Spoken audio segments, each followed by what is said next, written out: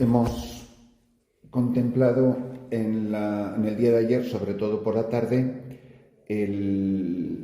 la vida después de la muerte, y hemos contemplado el juicio particular que experimentaremos cada uno al final de la vida,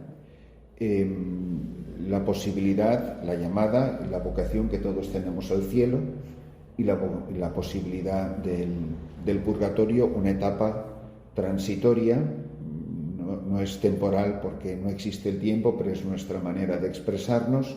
Y también existe, como no, la posibilidad de la condenación, del infierno.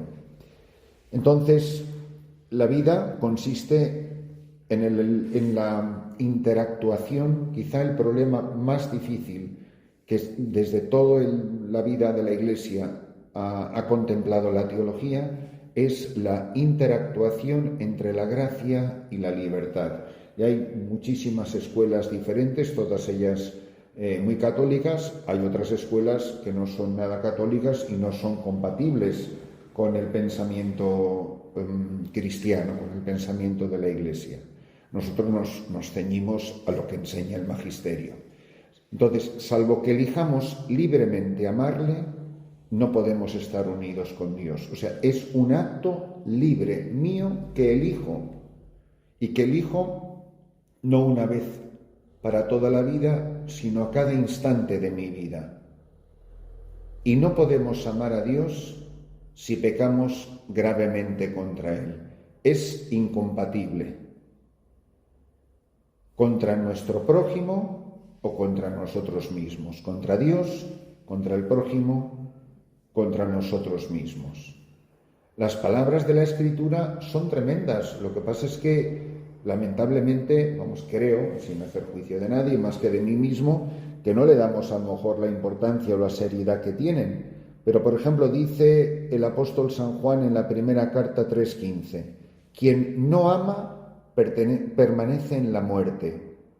Y todo el que aborrece a su hermano es un asesino.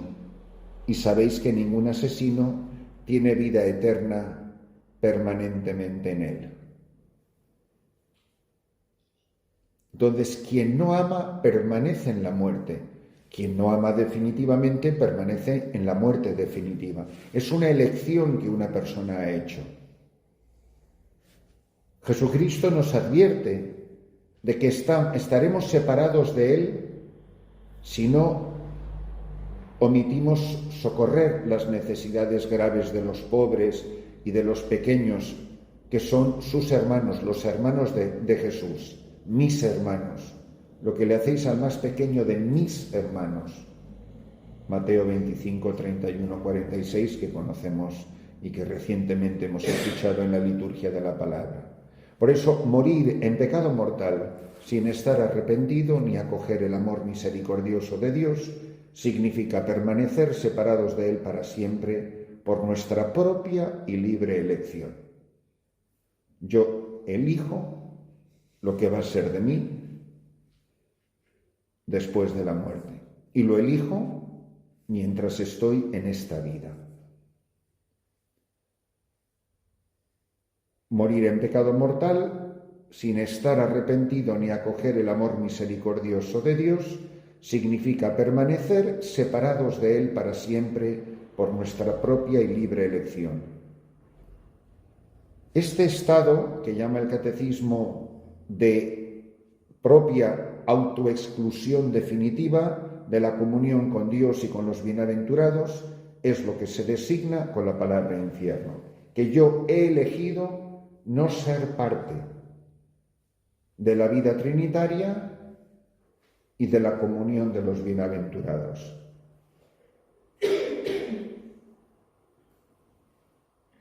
Por eso Jesús habla con frecuencia de eso que llaman los judíos la gehenna y del fuego que nunca se apaga. Lo tenemos, por ejemplo, en Mateo 5:22 y también versículo 29, en Mateo 13:42 y también el versículo 50, en Marcos 9:43-48, Es el fuego que nunca se apaga y que está reservado a los que hasta el fin de su vida rehúsan creer y convertirse, y donde se puede perder a la vez alma y el cuerpo. No temáis al que, ¿recuerdan? Sino temed al que puede matar alma y cuerpo. Mateo 10:28. Y a esto Jesús le da la máxima gravedad. Jesús anuncia en términos graves que enviará a sus ángeles que recogerán a todos los autores de iniquidad y los arrojarán al horno ardiendo. Mateo 13, 41, 42. Y que pronunciará la condenación, Él: alejaos de mí, malditos, al fuego eterno. Uno podrá interpretarlo como quiera, lo único que tiene que saber es español.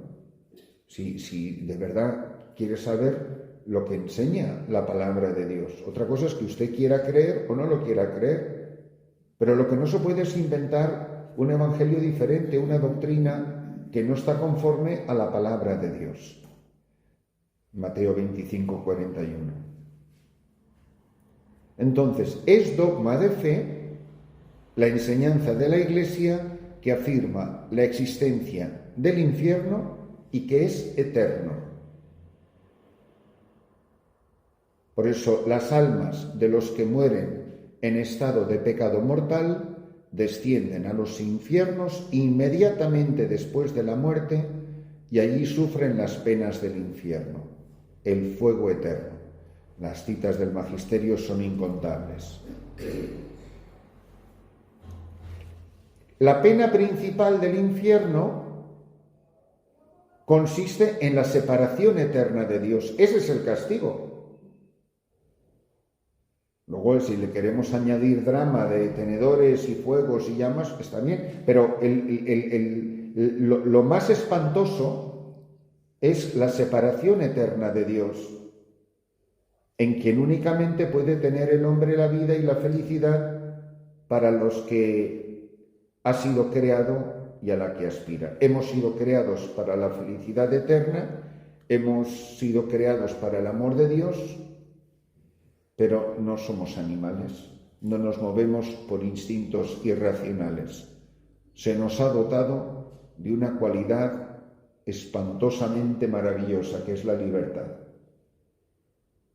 Y esto es importantísimo. Mucha gente te dice, ¿pero para qué nos han hecho libres? Que nos quitaron la libertad y nos llevaran todos al cielo. Con el pequeño detalle que si Dios hiciera eso, yo no podría amar. Porque es solo en virtud del don de la libertad que puedo amar a una persona. El que me sigue, quiere decir, tú libremente eliges seguirme o no seguirme. Pero arrastrado contra tu voluntad por meros instintos no tiene ningún sentido. Entonces, ¿esto qué nos da? Nos da la seriedad de la vida.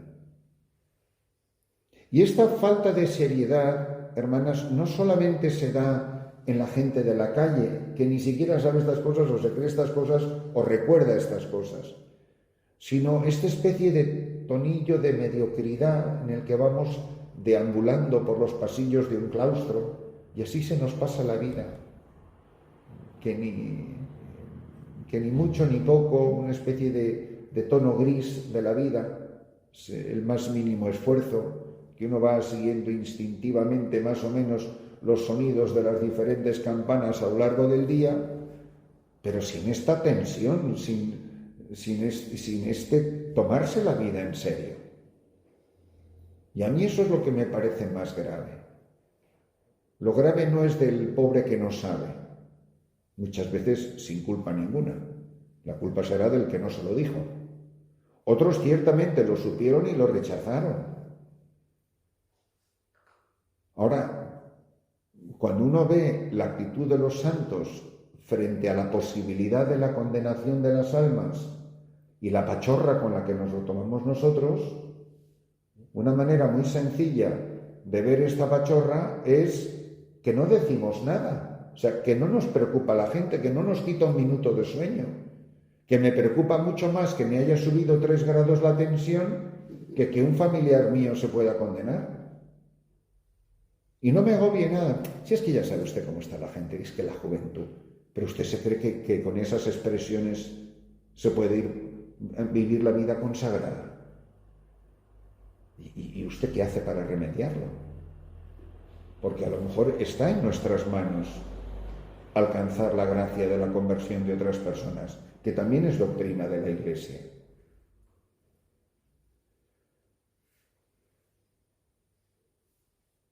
Entonces, una distinción que a mí me ayuda mucho, lo aprendí de una oración que no sé si es del cardenal Newman, pero la rezan las misioneras de la caridad después de la comunión, que siempre me ha dejado muy pensativo. Me dice, es una oración a la Virgen: ayúdanos a hacer todo el bien que podamos. Y a mí me parece importantísima esa distinción entre hacer el bien y hacer todo el bien. ¿Usted ha hecho el bien hoy? Pues hombre, en general sí. Ahora, ¿hizo usted todo lo que podía? Pues no. Podía haber hecho mucho más. Entonces la cuestión no es entre el bien y el mal, sino entre el bien y todo el bien que se quedó sin hacer. Ahora, a lo mejor aquí puede haber entre nosotros, y en el clero y en todos los estamentos de la Iglesia, muchísima omisión, que yo podía haber hecho mucho más. Y que he desperdiciado mucho tiempo, y que he desperdiciado muchísimas gracias, y que he malogrado muchísimas horas en el coro, en la oración, en lo que sea. En no tomarme la vida en serio. En vivir una vida muy comodona, pues con todas mis necesidades básicas cubiertas, como me imagino que tienen ustedes aquí y la mayoría de los ciudadanos de este país, pero darnos cuenta que esto es una posibilidad muy real. Pues vamos a entrar en el cielo con el mismo entusiasmo con el que hemos vivido la vida aquí abajo. Porque si no la hemos vivido con tanto entusiasmo, pues tampoco vamos a entrar en el cielo con demasiado entusiasmo. Pues ¿por qué? Pues porque una cosa era preparación de la otra, y soy la misma persona. Entonces, hay que afirmar que esto es una posibilidad muy real y que nosotros tenemos una grandísima responsabilidad, primero sobre nuestra propia alma y después sobre el alma de los demás. Las afirmaciones de la Escritura y las enseñanzas de la Iglesia a propósito del infierno son un llamamiento a la responsabilidad con la que el hombre debe usar de su libertad en relación a su destino eterno. Por eso constituyen al mismo tiempo un llamamiento apremiante a la conversión. Entrad por la puerta estrecha, porque ancha es la puerta y espacioso el camino que lleva a la perdición, y son muchos los que entran por ella. Mas qué estrecha la puerta y qué angosto el camino que lleva a la vida, y pocos son los que lo encuentran. Mateo 7, 13, 14. Como no sabemos ni el día ni la hora, es necesario, según el consejo de nuestro Señor Jesucristo, estar continuamente en vela. Así, terminada la única carrera que es nuestra vida en la tierra, mereceremos entrar con Él en la boda y ser contados entre los santos, y no nos mandarán ir como siervos malos y perezosos al fuego eterno, a las tinieblas exteriores, donde habrá llanto y rechinar de dientes. Esto lo recoge el mismísimo Concilio Vaticano II en Lumen Gentium 48. Es importantísimo afirmar, y esto es muy típico de la doctrina protestante, que Dios no predestina a nadie a ir al infierno. Para que eso suceda, es necesaria una aversión voluntaria a Dios, un pecado mortal, o sea, es un acto libre. No es que son unas fuerzas superiores a mí que me arrastran al infierno y yo, pobrecito, no tengo culpa ninguna de condenarme, sino que es un acto voluntario, una aversión voluntaria a Dios. Eso es el pecado mortal, que yo, sabiendo lo que me juego, elijo la noche, elijo la tiniebla, elijo la obra del maligno. Y persisto en esa actitud hasta el final, porque hasta el final es posible el arrepentimiento. En la liturgia eucarística, en las plegarias diarias de los fieles, la Iglesia siempre reza y pide la misericordia de Dios, que quieres que nadie perezca, sino que todos lleguen a la conversión. 2 Pedro 3:9. Por ejemplo, en el canon romano, ¿no? en el canon primero, acepta, Señor, en tu bondad esta ofrenda de tus siervos y de toda tu familia santa. Ordena en tu paz nuestros días, líbranos de la condenación eterna y cuéntanos entre tus elegidos. Con lo cual, la liturgia, lex orandi, lex credendi, lo que nosotros creemos es lo que celebramos. La liturgia es la mejor síntesis del credo de nuestra fe. Y le pedimos todos los días, cuando se usa esa plegaria, que seamos librados de la condenación eterna. Con lo cual, está diciendo que es una posibilidad. Pero todos los días lo pedimos humildemente. Bueno, pues que nos demos cuenta, primero, de nuestras propias almas. Y que no seamos frívolos o superficiales, o que nos creamos que... No, que siempre estemos vigilantes. Y que somos capaces... La gente que mejor vive puede cometer las mayores atrocidades. Es esa famosa frase que ahora está muy de moda y se repite mucho, pero está muy bien dicha. Dice que todo santo tiene un pasado y que todo pecador tiene un futuro. Entonces, que muy bien, que hay gente que vive muy en santidad, pero a lo mejor no ha sido la Inmaculada Concepción desde que nació. Pues muy bien, ha habido un camino de gracia y de conversión. Y que los que llamamos, que nos creemos que son personas que viven en gran santidad, hombre, no digo que no nos extrañe, porque siempre nos va a doler, pero que puede caer cualquiera en cualquier momento. Y si no estamos viviendo una vida miserable, pues como se suele y muy bien decir, es por pura misericordia de Dios, no porque yo soy estupenda, hombre, ¿sabes? No, mire, yo me veo capaz de esto. ¿Usted cree en los milagros? Mire, creo en los milagros cada vez que me miro en un espejo. Ustedes no se miren en espejos, que eso da... Entonces, pues eso, pues si el milagro es nuestra propia vida, que nos estén sosteniendo.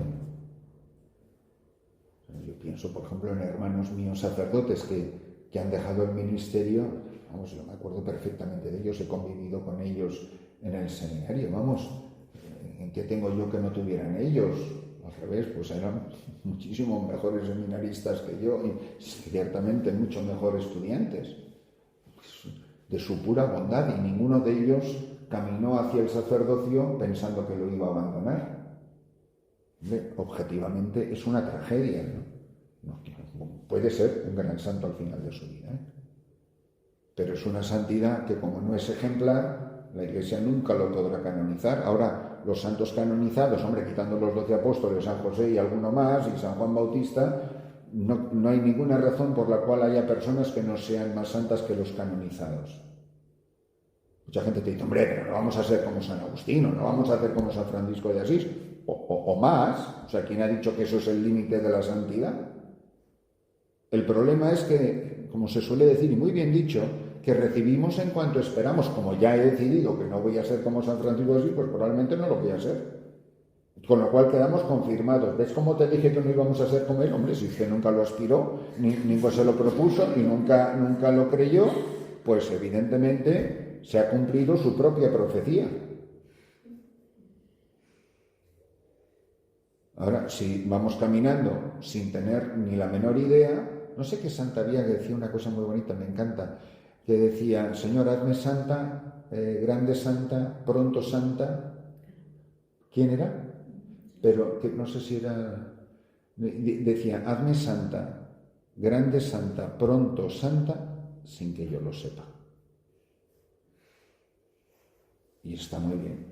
Es decir, pues el santo, pues eso, decía la Madre Maravillas, hija, ¿y quién sabe rezar? pero no era como me voy a hacer la humilde, ¿no? Y es lo que nos pasa muchísimas veces, que nosotros vamos por la vida con cara retorcida de falsa humildad, y cuando nos dan la razón nos enfadamos. Es que es usted una pecadora. Oye, ¿usted quién es para hablar? Pues si lo dice usted en misa, he pecado mucho de pensamiento, palabra y omisión. Si lo que estoy dándole es la razón, jolín, es que se enfada hasta cuando le dan la razón. Lo que pasa es que como usted no se lo cree, es que lo diga uno es una cosa, pero que te lo diga otro, pues mire, no se puede usted enfadar cuando yo le estoy a usted dando la razón. Pero no nos lo acabamos de creer, es como un lenguaje de falsa piedad, que vamos poniendo cara de corderito degollado, así como de pobrecita yo que no soy nada, pero cuando alguien te dice pobrecita tú que no eres nada, ¿y este que se ha creído? Pues me creo lo mismo que te crees tú, o dices que crees tú, solo que yo me lo creo y tú no. Entonces, después de esto que es lo que ocurre con mi alma después de la muerte, por último, y esto es el capítulo final, viene el juicio final, viene la parusía, lo que vamos a celebrar en estos días, en el último domingo del año litúrgico, y vendrá de nuevo. Por eso, la resurrección de todos los muertos, de los justos y de los pecadores, Hechos 24:15, la resurrección precederá al juicio final. Primero habrá la resurrección de la carne y después el juicio final.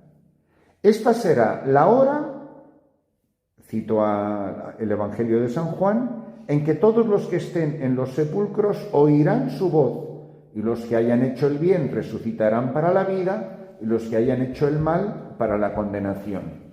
Juan 5, 28, 29. Entonces Cristo vendrá en su gloria acompañado de todos sus ángeles. Serán congregadas delante de él todas las naciones, y él separará a los unos de los otros como el pastor separa a las ovejas de las cabras. Pondrá a las ovejas a su derecha y las cabras a su izquierda, e irán estos a un castigo eterno y los justos a una vida eterna. Mateo 25, 31, 46. Frente a Cristo, que es la verdad, con mayúscula, será puesta al desnudo definitivamente la verdad de la relación de cada hombre con Dios. Juan 12, 49. En el momento de la resurrección, la vida de cada persona será revelada lo que ha sido frente a Dios. El juicio final revelará hasta sus últimas consecuencias lo que cada uno haya hecho de bien o haya dejado de hacer durante su vida terrena. Todo el mal que hacen los malos se registra y ellos no lo saben. El día en que Dios no se callará, Salmo 50, versículo 3. Se volverá hacia los malos. Esto, por cierto, es de su querido padre fundador San Agustín. Se volverá hacia los malos. Es el Sermón 18. Yo había colocado sobre la tierra, dirá él, a mis pobrecitos para vosotros. Yo, su cabeza, gobernaba en el cielo a la derecha de mi Padre, pero en la tierra mis miembros tenían hambre. Si hubierais dado a mis miembros algo, eso habría subido hasta la cabeza. Cuando coloqué a mis pequeñuelos en la tierra, los constituí comisionados vuestros, para llevar vuestras buenas obras a mi tesoro. Como no habéis depositado nada en sus manos, no poseéis nada en mí. Obviamente está hablando del sermón del capítulo 25 de San Mateo. Dice, son palabras de San Agustín. El juicio final sucederá cuando vuelva Cristo glorioso, y sólo el Padre conoce el día y la hora en que tendrá lugar. Sólo Él decidirá su advenimiento. Entonces Él pronunciará, el Padre, por medio de su Hijo Jesucristo, su palabra definitiva sobre toda la historia. Nosotros conoceremos el sentido último de toda la obra de la creación y de toda la economía de la salvación, y comprenderemos los caminos admirables por los que su providencia habrá conducido todas las cosas a su fin último. El juicio final revelará que la justicia de Dios triunfa de todas las injusticias cometidas por sus criaturas y que su amor es más fuerte que la muerte. El mensaje del juicio final llama a la conversión mientras Dios da a los hombres todavía el tiempo favorable, el tiempo de salvación. 2 Corintios 6:2. Inspira el santo temor de Dios. Compromete para la justicia del reino de Dios. Anuncia la bienaventuranza, la bienaventurada esperanza de la vuelta del Señor, que vendrá para ser glorificado en sus santos y admirado en todos los que hayan creído. Segunda de Tesalonicenses 1:10. ¿Cuál es nuestra actitud frente a esto? Que de verdad nos preguntemos si vivimos la vida en la esperanza de los cielos nuevos y la tierra nueva. Eso es a lo que estamos llamados y eso es a lo que estamos trabajando en el venga a nosotros tu reino, que en eso consiste nuestra tarea, en eso consiste la laboriosidad de una monja de clausura, que con su vida, escondida con Cristo en Dios, separado del mundo, no solamente por un muro, sino por un modo de vivir, por una nueva mentalidad, uno de verdad esté contribuyendo a hacer posible los nuevos cielos y la nueva tierra. Por eso, al final de los tiempos, el reino de Dios llegará a su plenitud. Después del juicio final, los justos reinarán para siempre con Cristo, glorificados en cuerpo y alma, y el mismo universo será renovado. Y recuerda, además, el magisterio de la Iglesia, Lumen Gentium, el Concilio Vaticano II, y cito, la Iglesia solo llegará a su perfección en la gloria del cielo. Cuando llegue el tiempo de la restauración universal y cuando con la humanidad también el universo entero, que está íntimamente unido al hombre y que alcanza su meta a través del hombre, quede perfectamente renovado en Cristo. Es la renovación, la recreación, la glorificación de los nuevos cielos y la nueva tierra. ¿Qué quiere decir exactamente esto? ¿Qué son los nuevos cielos y la nueva tierra? La Biblia, la Sagrada Escritura, llama cielos nuevos y tierra nueva a esta renovación misteriosa que va a transformar a la humanidad y al mundo. Es la realización definitiva del designio de Dios. Efesios 1:10 dice, hacer que todo tenga a Cristo por cabeza, lo que está en los cielos y lo que está en la tierra.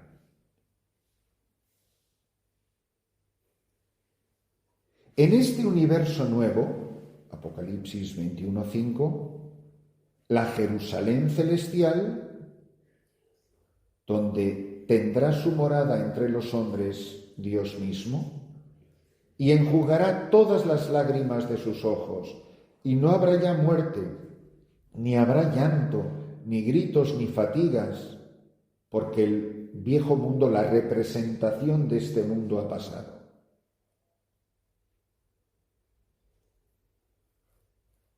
Y repite, y aprovecho las palabras de este capítulo 21 del Apocalipsis, que es impresionante, es con el que termina la Escritura.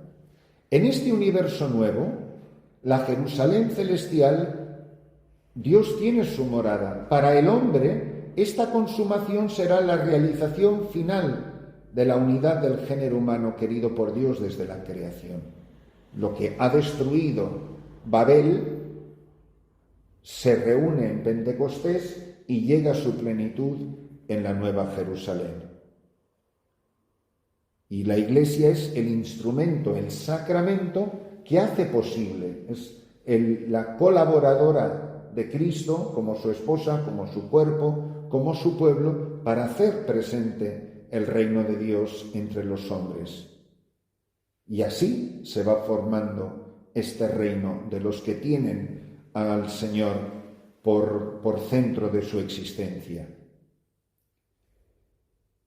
Nosotros, y lo hemos venido repitiendo mucho precisamente en estos días en que la liturgia también insiste en ello, ignoramos el momento de la consumación de la tierra y de la humanidad, y no sabemos cómo se transformará el universo. Ciertamente la figura de este mundo deformado por el pecado pasa, pero se nos enseña que Dios ha preparado una nueva morada y una nueva tierra en la que habitará la justicia y cuya bienaventuranza llenará y superará todos los deseos de paz que se levantan en los corazones de los hombres. ¿Cuál es muchas veces nuestro problema, lo que nos ocurre? La impaciencia. El que por qué de este lado de la calle no estamos los buenos, que claro, nosotros somos de los buenos, y del otro lado de la calle no están los malos, y ya que nos separen de ahora. Y esa misma impaciencia aparece con la parábola del trigo y la cizaña. Pero no, van a crecer juntos. Y eso nos molesta, nos irrita, casi nos desilusiona que el Señor no haga nada. Muchas veces somos como los apóstoles, que por nuestra falta de fe experimentamos que Dios está dormido o que ve este panorama y le da completamente igual, está de brazos y de piernas cruzadas sentado en una nube viendo el drama de la humanidad, y le decimos a Dios lo que le dijeron los apóstoles en la barca: ¿no te importa que perezcamos? Pero bueno, si le puedes decir eso al Señor es que va en la barca, ¿no? Pero no, continuamente tenemos que ser la secretaria del Espíritu Santo y asesorar. Don Francisco Cerro, arzobispo de Toledo, que tiene un sentido del humor maravilloso, dice decía en una homilía, dice: mira, hay curas tan soberbios que cuando predican dicen cosas como dice el Espíritu Santo, y añade el cura, y yo creo que en parte tiene razón. Yo creo que el Espíritu Santo en parte tiene razón. O sea, ya es el colmo de la soberbia. Bueno, pues eso, no te importa que perezcamos, hay que despertarlo y zarandear a Dios para que haga algo. Pero ¿cómo vas a perecer si Él va en la barca? Pero nos molesta que esté dormido, que vaya con tanta tranquilidad.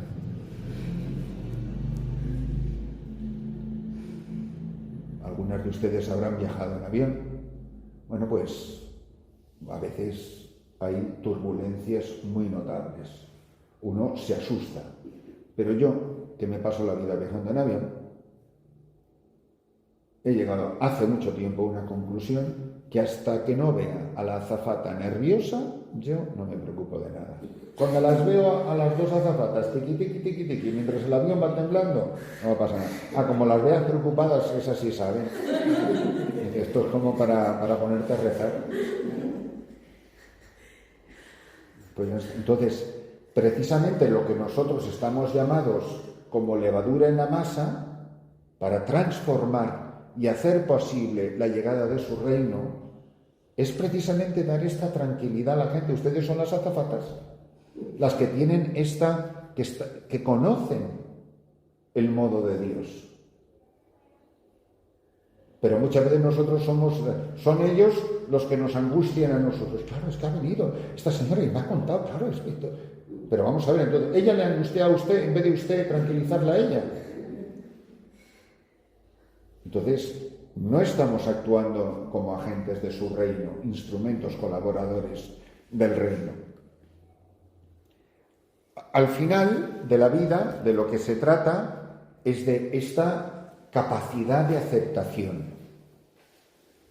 La última palabra del credo es el gran amén. De hecho, es uno de los nombres más misteriosos y bonitos de Jesucristo en el Apocalipsis, el amén de Dios. El credo, como el último libro de la Sagrada Escritura, Apocalipsis 22-21, se termina con la palabra hebrea amén, se encuentra también frecuentemente al final de las oraciones del Nuevo Testamento. Igualmente, la Iglesia termina su oración con un amén, que pertenece a la misma raíz que la palabra creer. Y esta raíz expresa la solidez, la fiabilidad, la fidelidad. Y así se comprende que por el amén puede la Iglesia expresar tanto la fidelidad de Dios hacia nosotros como nuestra confianza en Él. Es la persona que entra en esta casa a vivir esta vida es la que ha dicho amén. Y ahora, como lo dice el Evangelio, que salga el sol por antequera. Pero yo he dicho amén desde el día que entré. Oiga, pero usted no dijo amén. Sí, pero claro, se me ve. No, usted dijo amén. Hágase. Me fío. Estoy a tu servicio. No soy independiente y autónomo.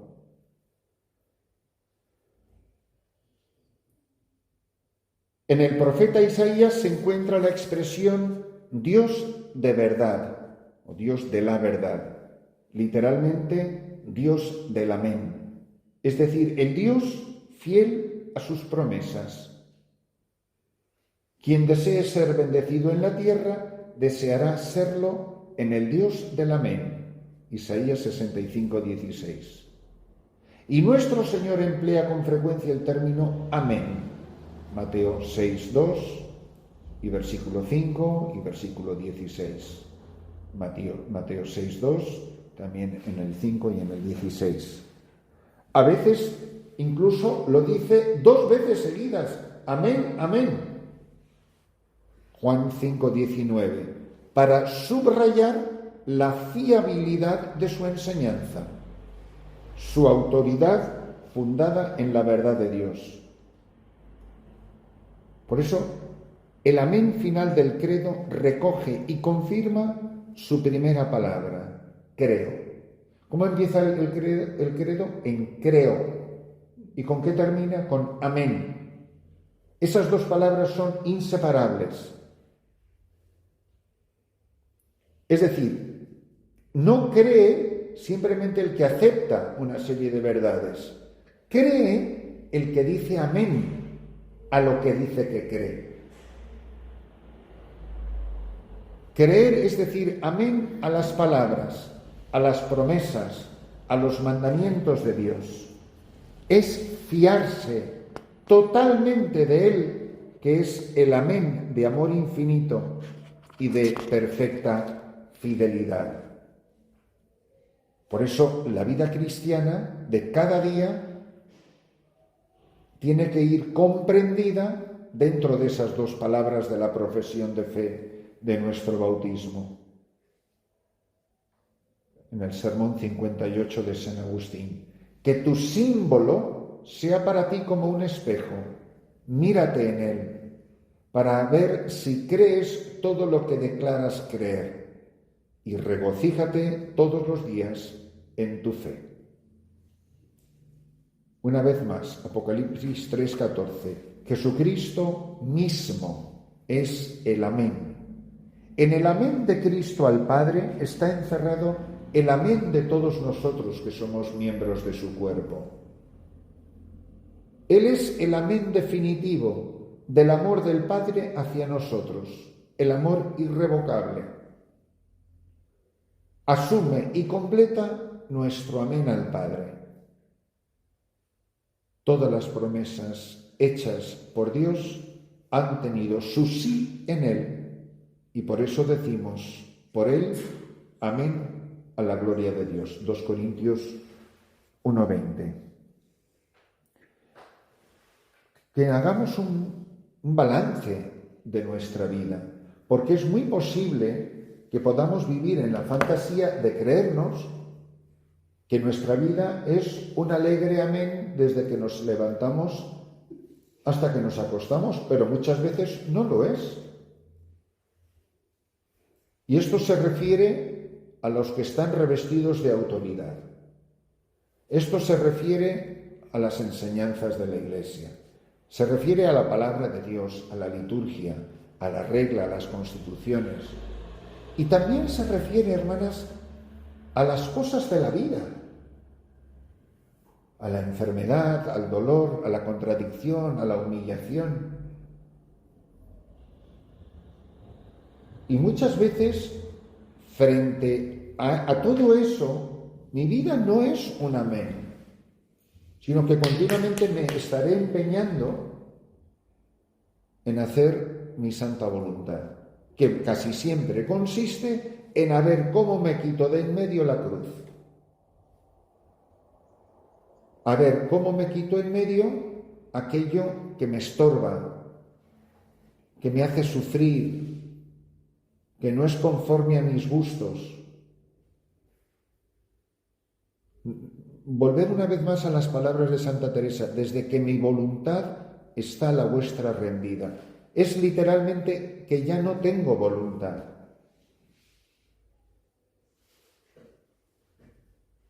Ahora ha estado en estos tiempos muy de moda la película esta de Solo Javier, que a lo mejor no sé si la han visto. Bueno, pues yo me acuerdo perfectamente de una carta que él me escribe en los años 93, 94, desde el monasterio de Lor. Y él me dice: mira, me recuerdo perfectamente la carta, he hecho tan mal uso de mi libertad que yo lo que quiero es ponerme en obediencia al Padre Jordana, que él me diga lo que tengo que hacer. Pero vamos, desde con qué pie me pongo el calcetín. O sea, yo he sido tan desgraciado, he sido tan infeliz cuando he hecho mi santa voluntad, y además tengo tan poca idea, y además me da tanto miedo seguir haciendo mi voluntad, que yo lo que quiero es que me digan lo que tengo que hacer.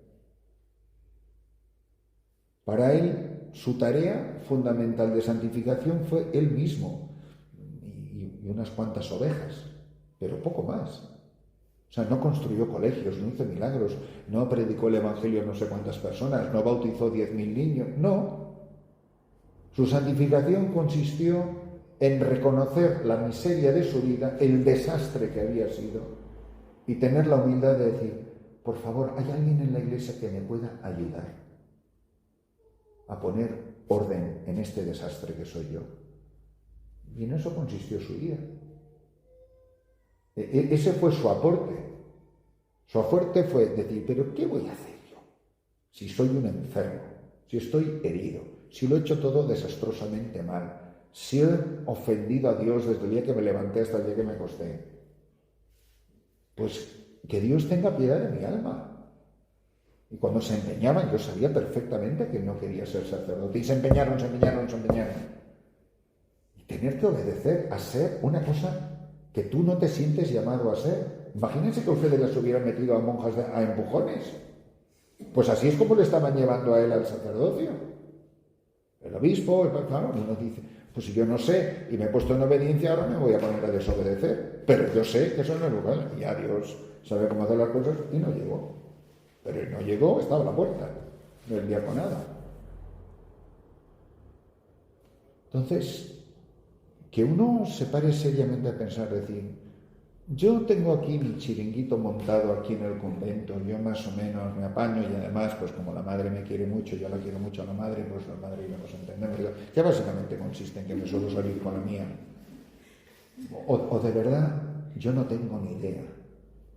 Y a mí que me cojan de la mano y que me lleven, porque el Evangelio de hoy, yo nada más que soy un ciego, y yo no tengo ni idea. Pero que quien me ha dado la vista y me la ha dado por la Iglesia, pues que me lleve de la manita. Ahora sí, yo estoy empeñado en que yo sé cómo se va.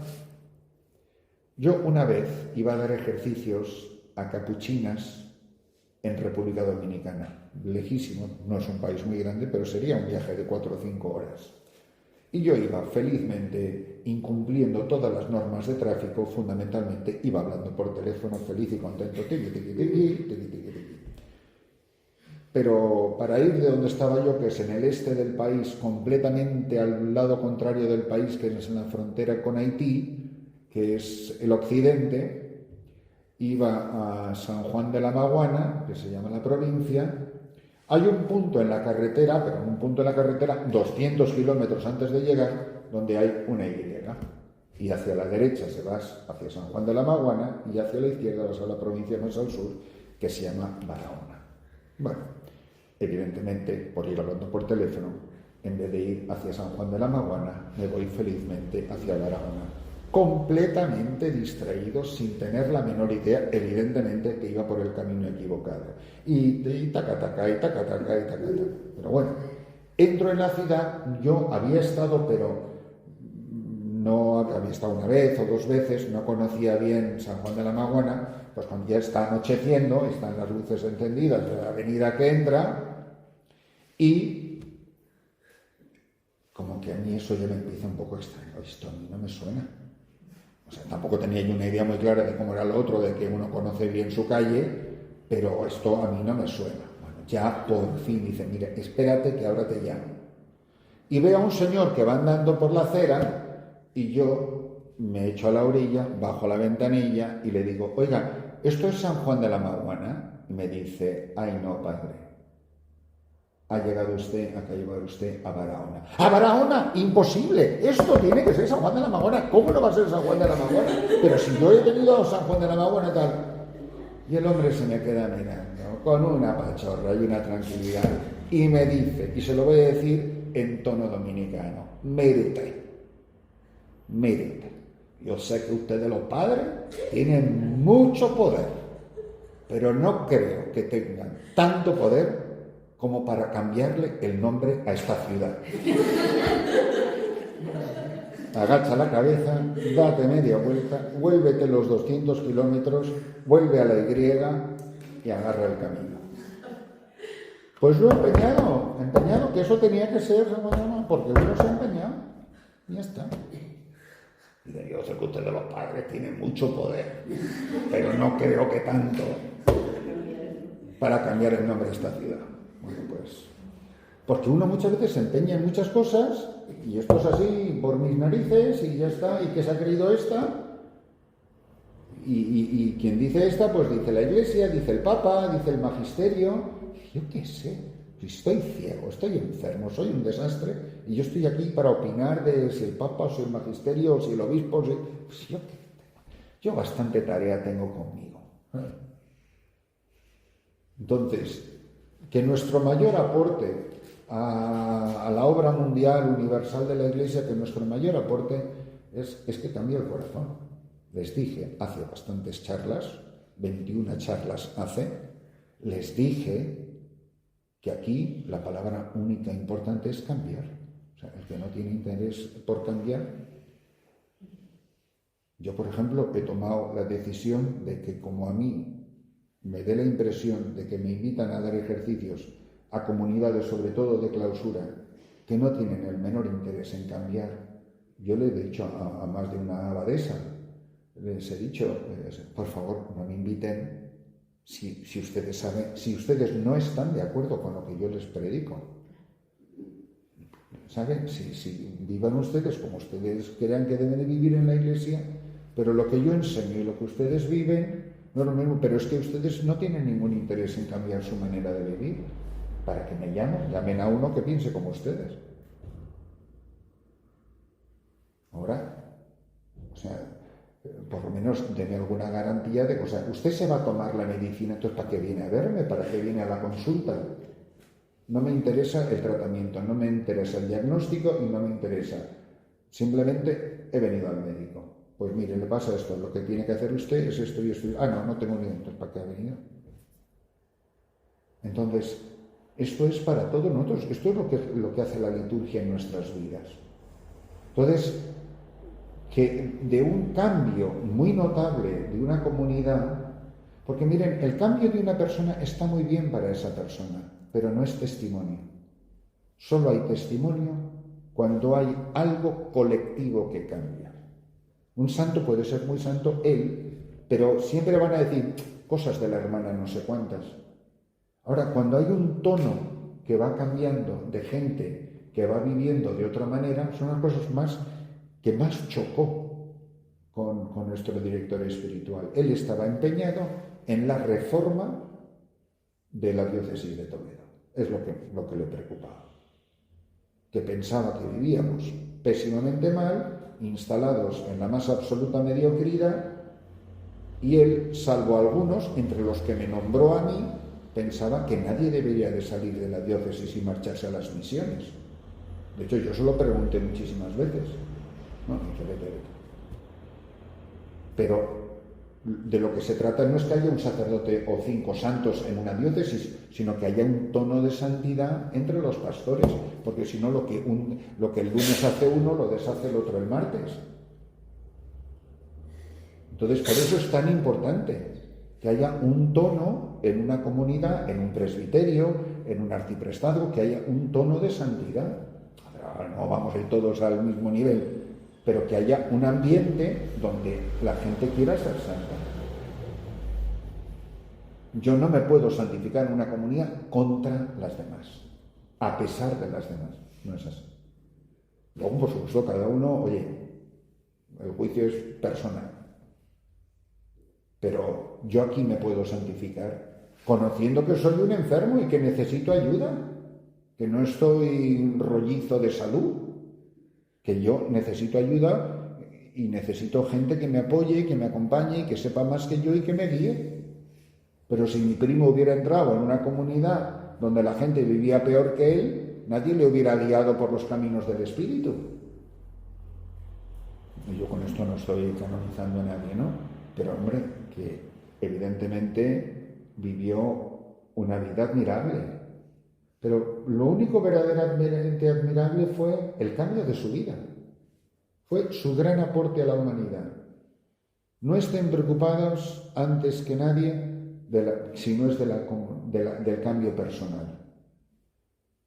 Y que toda la comunidad se sienta responsable. Que yo me dé cuenta que cuando yo fallo, no es un problema entre Dios y yo, estoy haciendo mucho daño a la comunidad.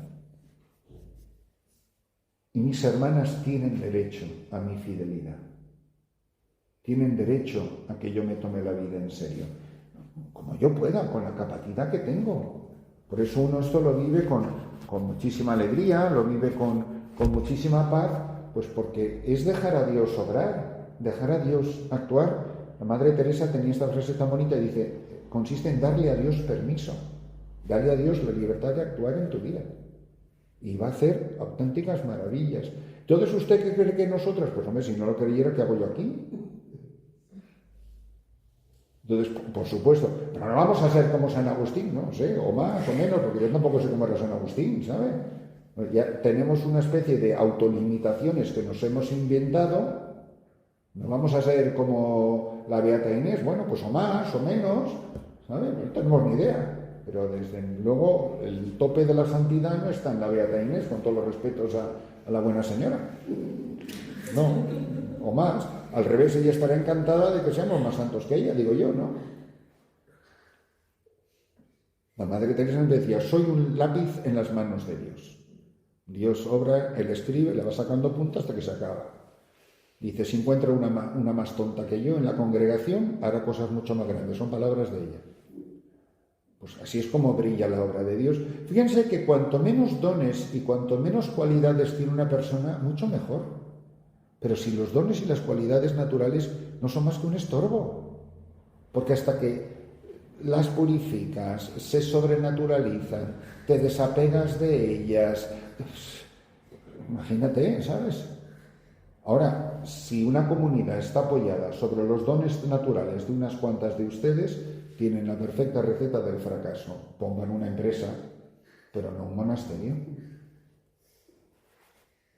Está apoyado sobre el poder de Dios, sobre la victoria de Dios.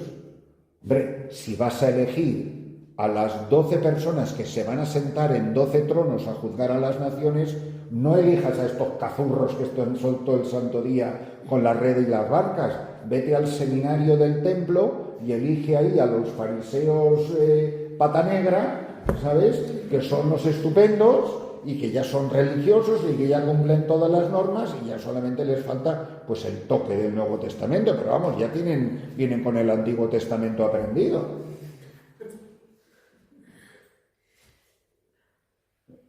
Es que de verdad que muchas veces nos empeñamos a hacer las cosas si es que tenemos el ejemplo delante de los ojos.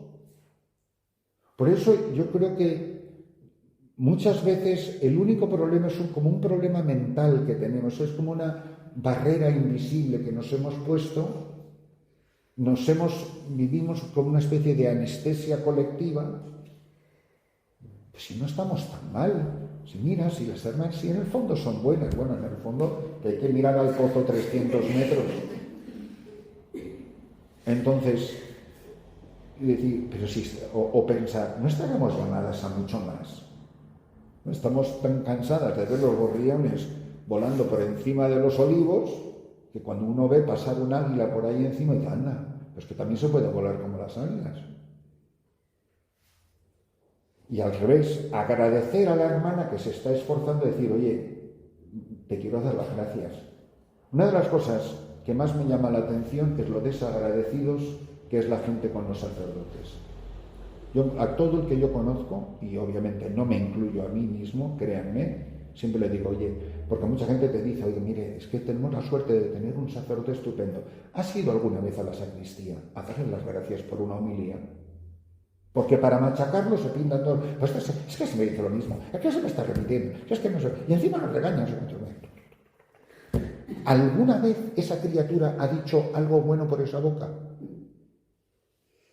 Pues no. No hay que reconocerlo. No hay que. Pues da las gracias. ¿Alguna vez una hermana te ha dado las gracias por algo que has hecho? No. Oiga, hermana, me gustaría decirle una cosa. No sabe lo que me ha ayudado lo que hizo usted el otro día. No. Y estas son las personas que nos ayudan a llegar al cielo. Caramba, el agradecimiento del pobre samaritano leproso. Y somos muy desagradecidos muchas veces. No somos capaces de dar las gracias ante el esfuerzo de otra persona, ante el buen ejemplo de otra persona, aunque sea una cosa pequeña. En el seminario de Toledo había un chico que se llama Diego Rodríguez, puertorriqueño. Un día yo tuve una pelotera con ese chico en la pista de fútbol que, vamos, nos faltó darnos puñetazos, porque yo era finolaina. Tenía un genio y un carácter que, gracias a Dios, todavía me queda un poco. Porque si no me quedara, pues ya se habría terminado la tarea y me habría muerto, ¿no? Gracias a Dios todavía me queda un poco. Bueno, tuvo que bajar el prefecto de disciplina, el pobre don Luis Torres, ya está. Decía, ¿dónde va usted, don Luis? Voy a bajar a la pista que hoy juega Christopher. Él sabía que cuando jugaba Christopher iba a haber un follón, había gritos, había tacos, había palabrotas, había no sé cuánto. Y bueno, pues nada, nos mandó a cada uno a nuestra habitación y no sé qué. A la mañana siguiente, y éramos más de 100 chicos, bajamos toda la manada hacia la capilla por la escalera de madera, que era pom, pom, aquello parece una estampida de búfalos, bajando a la capilla por la mañana, y me veo a Diego en la puerta de la capilla. Digo, macho, ya estamos otra vez. Este no perdona, este no perdona. Y cuando voy a entrar haciéndome como que no lo he visto, se me acerca y me dice, no puedo entrar en la capilla sin pedirte perdón. Mire, han pasado más de 50 años y se lo estoy contando como si me hubiera pasado esta mañana. Pues Diego Rodríguez, sacerdote puertorriqueño que creo que sigue trabajando en Puerto Rico maravillosamente. Por cierto, de la clase de Monseñor Jesús y de don Francisco Cerro, un curso mayor del mío. Pues yo nunca lo he olvidado a ese chico. Me dio una lección y un testimonio. Hombre, en 8 años de seminario seguro que muchos otros me dieron muy buenas lecciones, pero esa no se me ha olvidado jamás. ¿Me pidió perdón porque él tenía la culpa? Yo ahora mismo ni siquiera recuerdo por qué discutimos. No, me pidió perdón por una coherencia de vida cristiana. Yo no puedo entrar a rezar si no estoy reconciliado con mi hermano. Pues gracias. Y para mí la manera de darle gracias no es simplemente decírselo a él, que no tengo ni la manera ahora mismo de decírselo, sino dar testimonio de lo que él hizo por mí. Porque es una cosa que a mí me marcó muchísimo y que la aprendí de tal manera que siempre me acuerdo de Diego cuando tengo que pedir perdón. Y no pido perdón si porque tengo o porque no tengo la razón, sino porque soy cristiano, porque vivo entre hermanos. Entonces, ojalá que todas se puedan encontrar un día en el cielo y que todas se ayudaron unas a otras. Dice Santo Tomás de Aquino, que sabía de estas cosas y de muchas otras, decía que, y también lo refrenda San Agustín primero, por supuesto, dice que en el cielo conoceremos a todas las personas que nos ayudaron a llegar y les podremos dar las gracias. Todas las personas que nos ayudaron a llegar. Y todas las personas, conoceremos a todas las personas a quienes nosotros ayudamos y nos alegraremos de habernos encontrado con ellas. ¡Qué alegría! Dice, estoy aquí porque tú me ayudaste. Pues yo creo que lo lógico, en una comunidad de hermanas que viven juntas, ustedes son las que se ayudaron unas a otras a ayudar, a llegar. Porque aquí estamos para ayudarnos cada día. Somos compañeras de camino.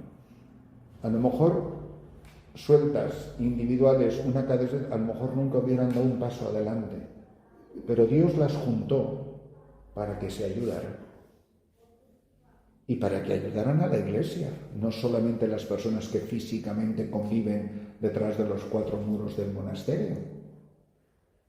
Y ahora mismo no tendrán ustedes ni idea de a quiénes han ayudado. Ahora, lo que nos pasa muchas veces es que nos tira el apostolado porque nos falla la fe. Como a mí muchas veces me atrae la vida monástica cuando estoy hasta el moño de la parroquia, pero luego cuando se me pasa lo del moño, pues se me pasa lo de la vida monástica y sigo con mi vida de misionero. Ahí os quedáis y el largo monasterio y que os den 2 duros. Pero bueno, luego ya me reconcilio con ellos y bueno, pues nada, me voy a quedar un ratito más. Entonces, tener mucho cuidado porque a veces nos falla la fe y la confundimos como celo, porque nos entretiene más la gente que Dios, que es aburridísimo. Pero como no dice nada, y al final me acabo creyendo de que somos nosotras las que estamos haciendo la obra maravillosa. Bueno, pues que todo esto nos ayude a tomarnos en serio la vocación cristiana, que recuerden cuando empezamos, era una respuesta, una mirada y una voz. Pues si unos ejercicios nos han servido para algo es para redescubrir su mirada, para redescubrir su voz, que no puede terminar en otro lugar que en la santidad y que en el cielo. Te damos gracias, Señor, por estos beneficios que hemos recibido de tu mano providente, tú que vives y reinas por los siglos de los siglos. Amén.